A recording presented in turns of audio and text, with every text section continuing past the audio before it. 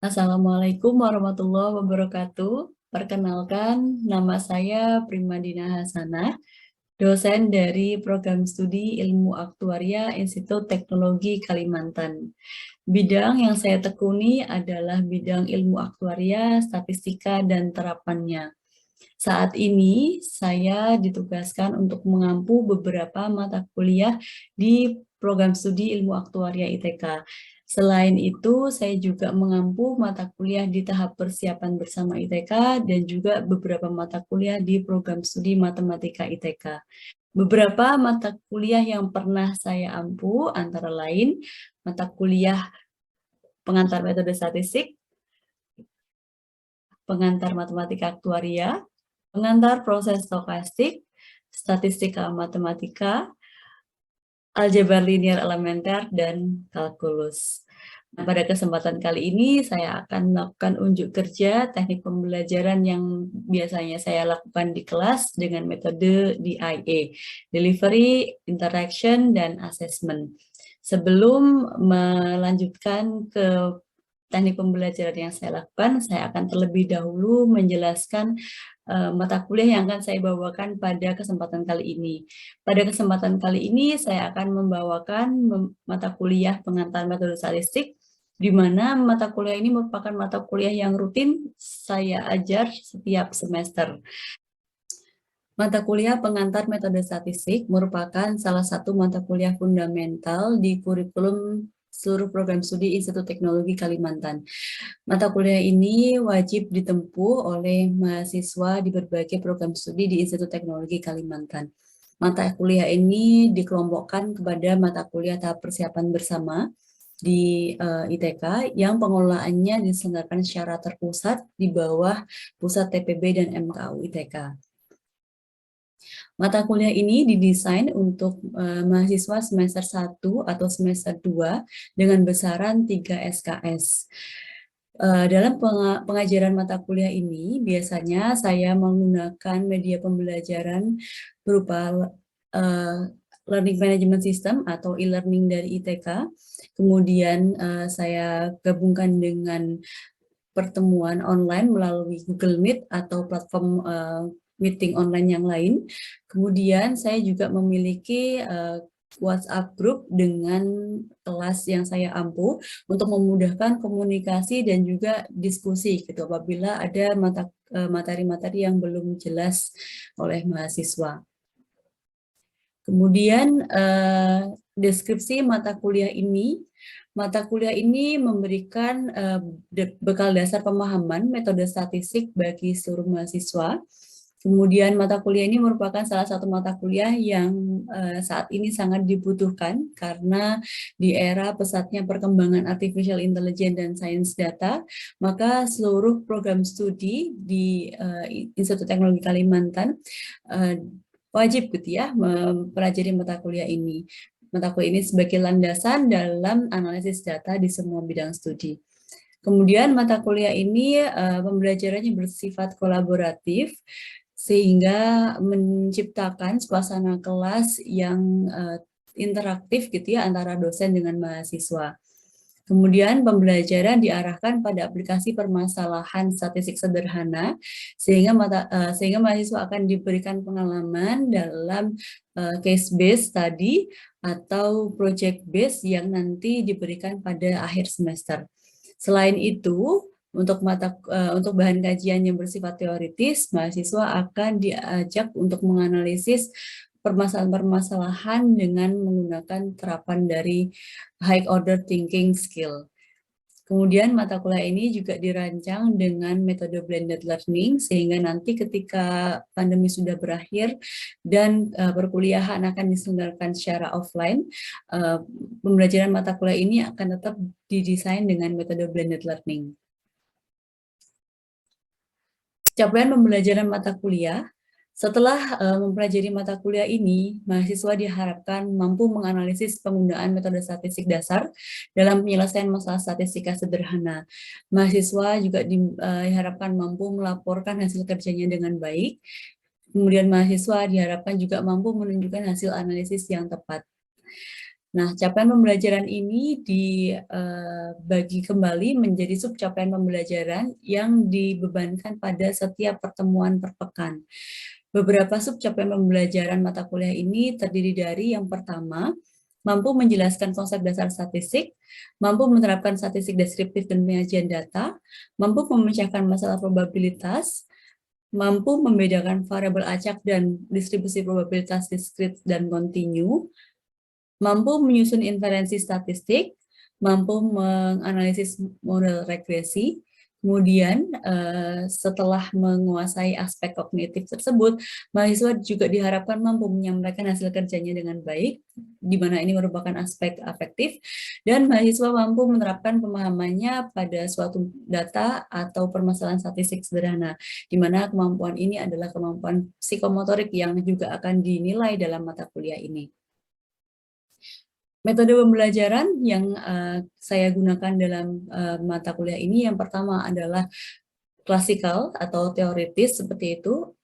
Pada setiap bahan kajian, mahasiswa akan diberikan pengantar terlebih dahulu sebagai landasan fundamental berpikirnya, atau gitu ya, mahasiswa akan diberikan case study sebagai stimulus untuk memecahkan masalah-masalah statistik sederhana. Dan juga pada akhir pembelajaran mahasiswa akan diberikan suatu proyek sederhana untuk mengerjakan suatu analisis data. Kemudian di mata kuliah ini referensi buku yang kami gunakan adalah yang pertama buku pengantar metode statistika yang di sini saya tulis bersama dengan kedua rekan saya, Bapak Muhammad Asgar dan Bapak Syalam Ali Wiradinata. Buku ini kami tulis pada tahun 2020. Kemudian selain dengan menggunakan buku ajar, kami juga memperkenalkan mahasiswa kepada handbook dari Walpole dan kawan-kawan yang berjudul Introduction to Statistics. Secara umum, bahan kajian yang dipelajari di dalam mata kuliah ini antara lain, yang pertama adalah konsep dasar statistik, tentu saja ya, dimulai dari data dan jenis-jenisnya, kemudian statistik deskriptif, penyajian data, kemudian dilanjutkan dengan pemahaman tentang probabilitas, kemudian dilanjutkan dengan variabel acak dan distribusinya, kemudian statistika inferensia yang terdiri dari estimasi parameter dan uji hipotesis. Terakhir, mahasiswa akan diajak untuk sedikit bereksplorasi untuk mengenal model analisis regresi. Berikut rencana penilaian yang didesain untuk mata kuliah ini. Mata kuliah ini terdiri dari aspek penilaian kognitif, aspek penilaian afektif, dan juga aspek penilaian psikomotorik. Gitu. Yang pertama adalah poses 1. Poses 1 digunakan untuk mengakses subcapaian pembelajaran 1. Kemudian ada tugas case study 1 yang akan diberikan untuk penilaian sub CPMK 2, kemudian proses 2, proses 3, proses 4, proses 5, dan proses 6 akan digunakan untuk mengakses beberapa sub CPMK yang relevan di tabel ini, kemudian tugas project, kemudian tugas case study 2, di sini digunakan untuk mengakses sub CPMK 7, kemudian tugas project digunakan untuk mengakses sub CPMK 7, 8, dan 9, kemudian ujian tengah semester dan ujian akhir semester ini kita adakan sebagai bentuk evaluasi pemahaman kognitif mahasiswa.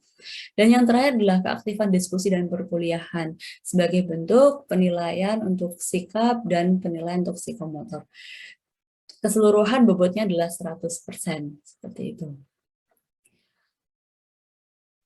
Baik, begitu mungkin profil singkat dari mata kuliah pengantar metode statistik. Selanjutnya saya akan memberikan video rekaman hasil perkuliahan saya di kelas dengan mahasiswa, di mana pada video tersebut akan saya ambil rekaman pengajaran yang saya lakukan di semester ini pada pertemuan 1. Silakan menyaksikan.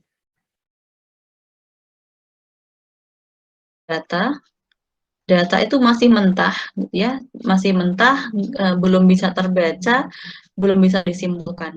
Data ini baru bisa diambil kesimpulannya setelah dia diolah sehingga data ini bisa menghasilkan suatu informasi. Tuh.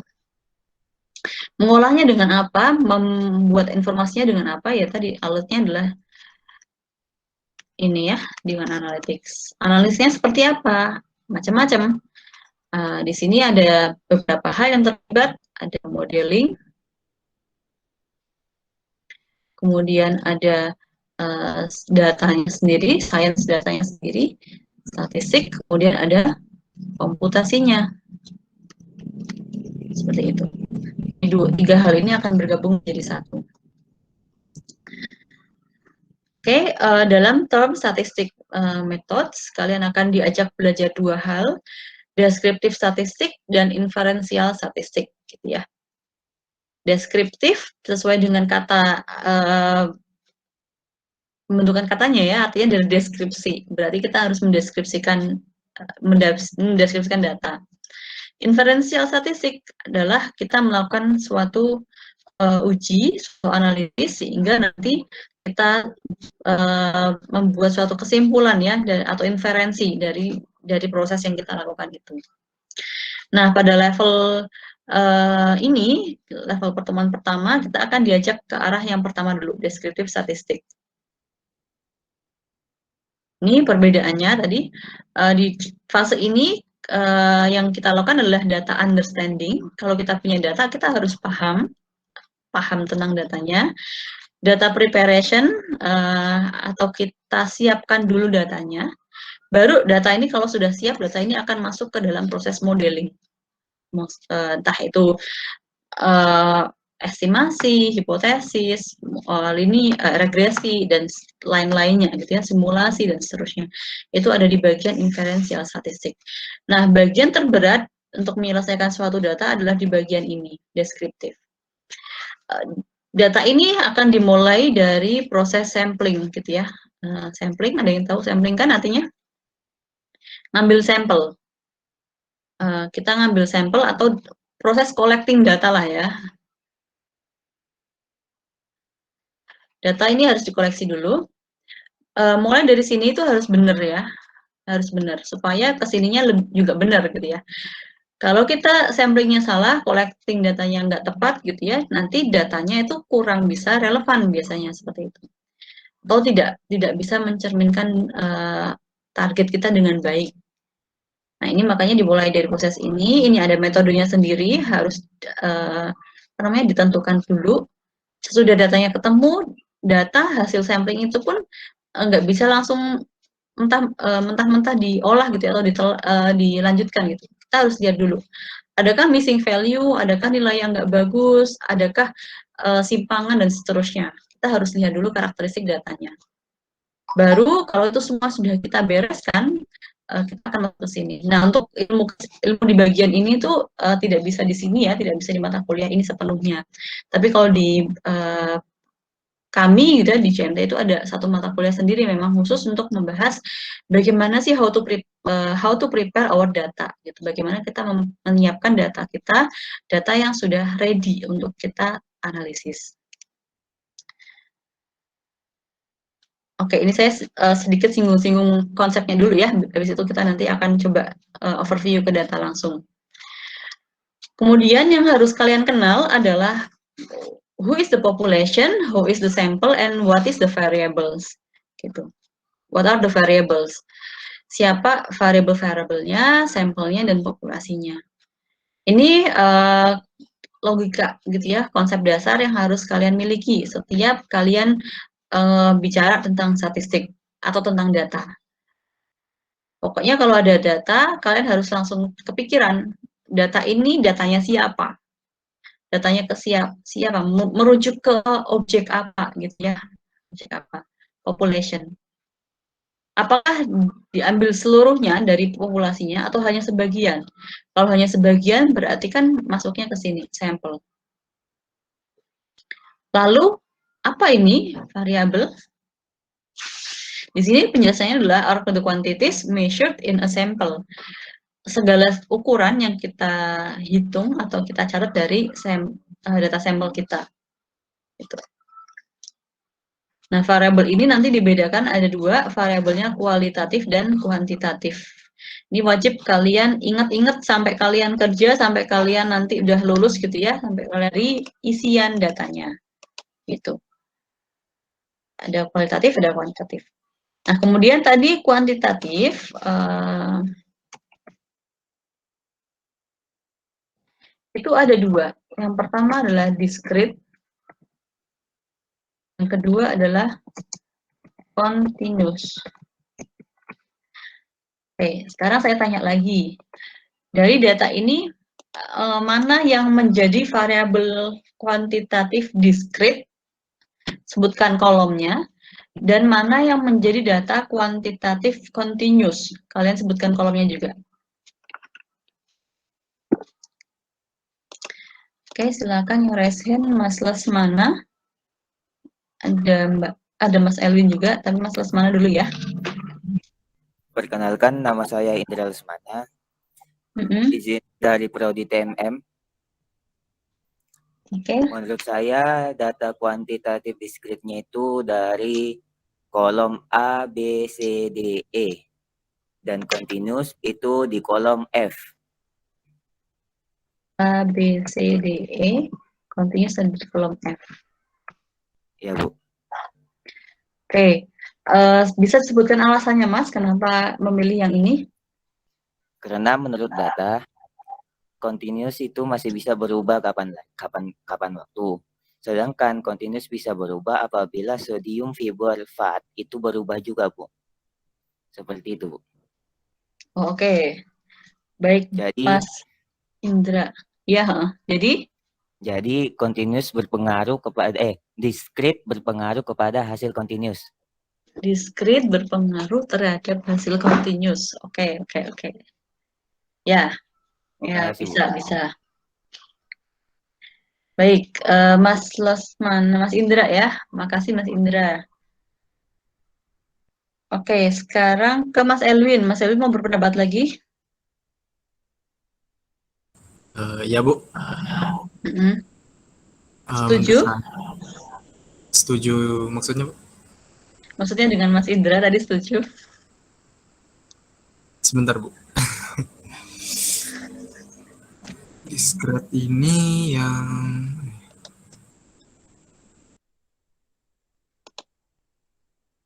Discrete-nya ya.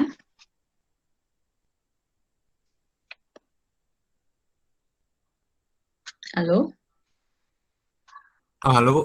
Oh ya, masih nyambung ya. Jadi gimana discrete ini yang apa? Yang mana? Yang ini, Bu.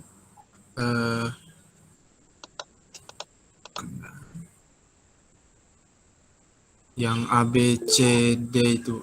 D sama yang rating. A, B, C, D, F. A, B, C, D, E. A, B, C, D, F. Atau apa? Atau A, B, C, D E. aja? Sama berarti. Gimana? Gini? Nggak A, B, C, D, E. A, B, C, D, E. Kok O sih bilangnya? E. Gini ya? Sama dong. Ya, sama dengan Mas Iya, Indra. Sama. Oke. Ada yang raise lagi? Mas Fadil? Ya, Bu. Mohon maaf sebelumnya izin menjawab. Menurut saya discrete-nya itu Bu, 75 Women in USA. Terus discrete-nya ini malah ya. Ya. Terus continuous-nya itu A, B, C, D, E, F. Oke. Continuous-nya A, B, C, D, E, F. Oke. Banyak ya persepsinya. Saya kira nggak sebanyak ini persepsinya. Oke, baik. Kita kembali ke definisinya dulu.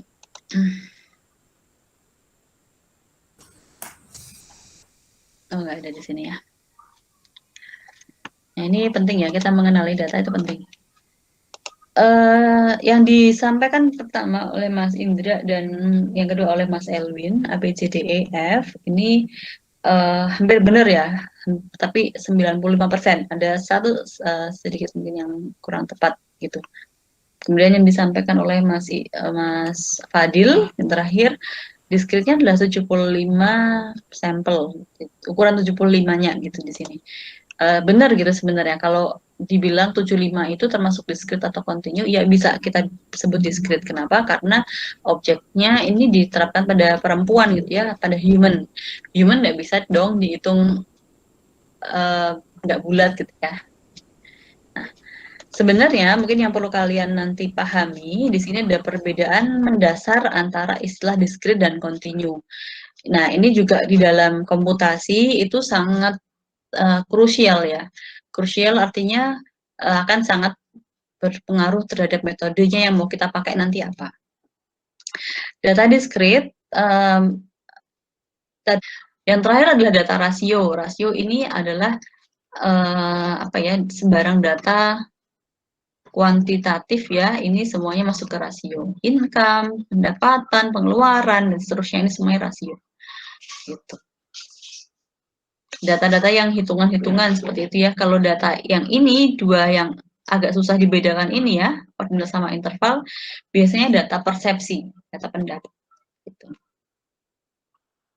Data yang ada ukuran-ukuran tingkatannya, kelas-kelasnya. Nah, itu ordinal dan interval.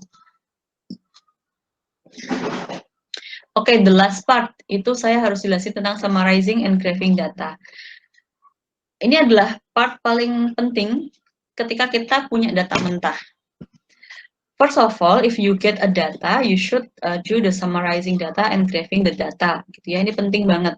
Supaya apa? Supaya kita tahu behavior datanya gimana, pattern datanya kita gimana, dan bisa membuat hipotesis di awal tentang data kita seperti apa. Saya mungkin tidak terlalu banyak ya menjelaskan data visualization itu harus dengan apa saja ya. Saya rasa kalian sudah mumpuni, sudah banyak tahu juga dari YouTube maupun dari yang lain-lain gitu ya. Nah, ini kalian juga bisa melihat gitu data yang tervisualisasi seperti apa. Mungkin untuk yang bagian khusus untuk frekuensi distribution yang histogram ini nanti akan saya singgung sedikit ya. Tapi sekarang saya langsung ke data aja. Ya, alat bantu banyak sekali, tools-tools komputasi itu. Gitu. Jadi mungkin tantangannya sekarang itu bukan level kalian bisa ngitung min, kalian bisa ngitung varian, enggak, karena alat bantunya sudah sangat banyak. Tetapi yang ingin dicari adalah kalian bisa memaknai gitu. Artinya min itu apa sih? Artinya rata-rata itu apa? Artinya variansi bagi data itu apa? Itu. Nah, data ini setelah saya summary-kan, saya bisa tahu nih rata-rata GHI saya itu 734. Median modus ini besok ya pertemuan kedua, variansinya sekian. Gitu. Kemudian minimum maksimumnya sekian. Setidaknya ini lah yang bisa kita pahami dulu ya. Data saya minimumnya 32, maksimumnya 1024. Oke, make sense ya dengan grafiknya tadi. Gitu. Oke, kita di sini bisa langsung membayangkan. Hubungkan sama masalahnya. Case-nya saya adalah solar radiation. Dengan gap-nya 32 sama 1024. Wah, tinggi sekali ya berarti gitu. Nah, di pre-processing data, tahap pre-processing data ini kalian harus mengklarifikasi, melihat emang benar ya datanya itu bisa sampai solar radiation-nya bisa sampai 32. Kok jomplang sekali gitu ya rasanya dengan yang ini gitu ya. Nah, ini kalian bisa cek, bisa lihat. Kalau dari secara umumnya tuh ratusan nih ya, ratusan. Bahkan di atas 500 gitu ya. Tapi kok ada yang 32 gitu. Nah, kalian bisa cek, kalian bisa cari letak datanya 32 di mana. Atau data-data yang nggak wajar tadi ya. Misalkan ini ya, saya temukan ini yang 49 ya, bukan yang 32. Di pre-processing data ini penting. Oke, di sini tercatat GHI-nya 49. Padahal teman-temannya gitu ya di kolom E ini ada 600, 700, 300, semuanya ratusan. Nah, di tahap awal ini kalian ketika melihat ini kalian harus berpikir ini ada yang salah nggak dengan cara ngambil datanya gitu. Kemudian kaitkan dengan variabel yang lain. Ada variabel A, B, C, D, E misalkan. Variabel yang kondisi ini sangat mungkin terjadi kalau ada benar-benar ekses pertama, tugas pertama di pekan kedua. Baik, itu yang bisa saya sampaikan di pertemuan pekan ini. Ada yang mau disampaikan, bertanyakan? Saya kasih kesempatan terakhir. Kalau nggak ada, ya sudah, berarti kita cukupkan. Sampai di sini dulu pertemuan kita. Terima kasih banyak atas waktunya. Mohon maaf kalau ada gangguan-gangguan tadi ya, kesalahan-kesalahan dalam perkuliahan, kendala-kendala tadi yang di luar ekspektasi saya. Terima kasih. Saya akhiri. Assalamualaikum warahmatullahi wabarakatuh. Sampai ketemu lagi pekan depan. Waalaikumsalam. Waalaikumsalam. Terima kasih Bu. Terima kasih Bu. Terima kasih Bu. Terima kasih Bu.